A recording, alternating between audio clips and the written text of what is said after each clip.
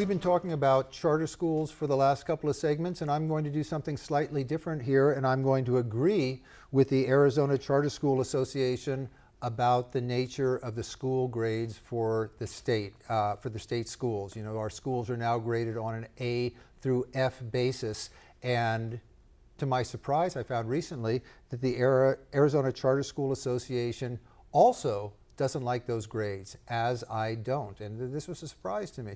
Now, the Arizona Charter School Association isn't part of the government. It's a privately funded and very well-funded organization whose purpose is to promote and also to organize charter schools in the state, and because they play cheerleader a lot for charter schools, I find them on the other side. But in this case, we have something in common. So let's look at the school grades right now for a moment. A through F. How are those put together? They're put together entirely using the Ames test, a test that all students take, the state standardized high stakes test.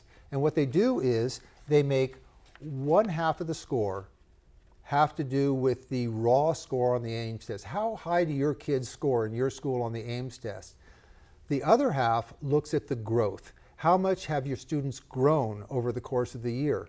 And they put those two together and come up with a score.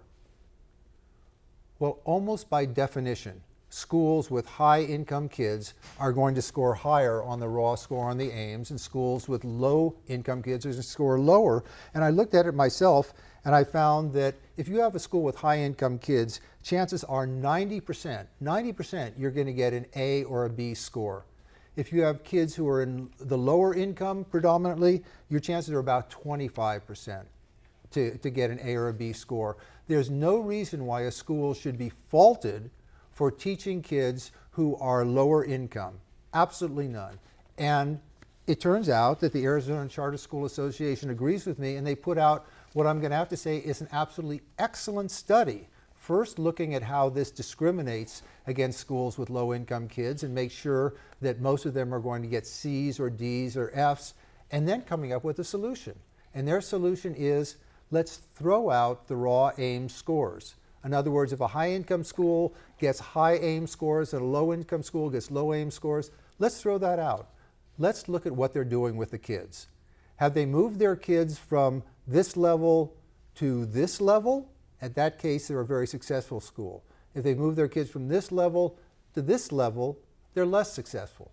Let's see how much the kids grow every year. And you know what? They've come up with a very sophisticated tool for doing that. I don't know enough about statistics to know if it's the best way to do it, but it certainly beats the system we have now.